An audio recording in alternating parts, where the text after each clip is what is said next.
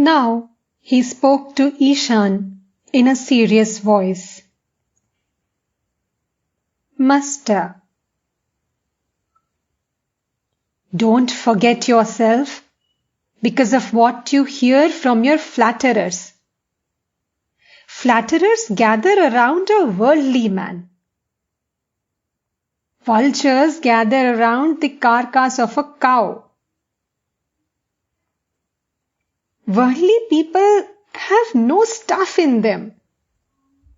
They are like a heap of cow dung. Flatterers come to them and say, "You are so charitable and wise. You are so pious." These are not mere words, but pointed bamboos thrust at them. How foolish it is to be surrounded day and night by a bunch of worldly Brahmin pundits and hear their flattery. Worldly men are slaves of three things. They are slaves of their wives, slaves of their money, slaves of their masters. Can they have any inner stuff? There is a certain person whom I shall not name. He earns 800 rupees a month, but is the slave of his wife. He stands up or sits down at her bidding. Arbitration and leadership? How trifling these are! Charity and doing good to others. You have had enough of these. Those who are to devote themselves to such things belong to a different class. Now the time is ripe for you to devote your mind to the lotus feet of God.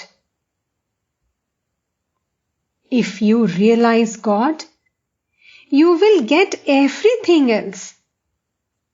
First God, then charity, doing good to others, doing good to the world, and redeeming people. Why need you worry about these things? Ravan died in Lanka, and Behula wept for him bitterly. That's the trouble with you. It will be very good if a world-renouncing Shunnashi gives you some spiritual instruction.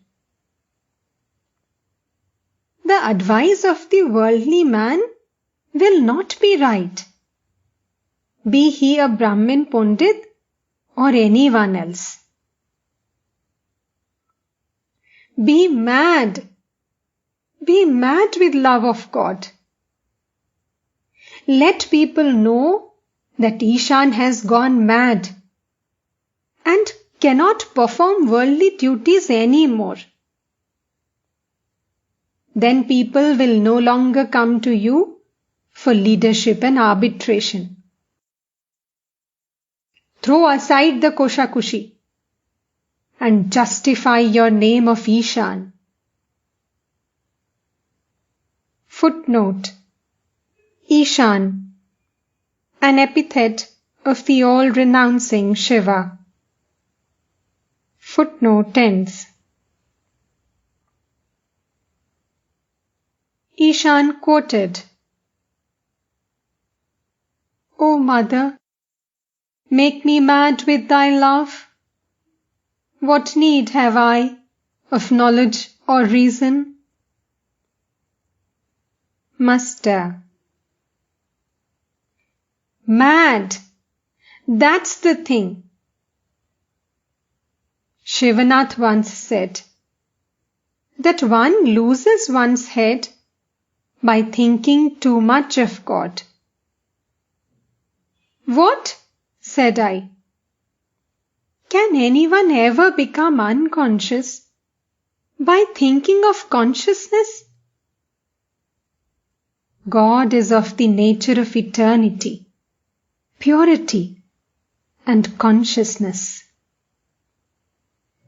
Through His consciousness, one becomes conscious of everything.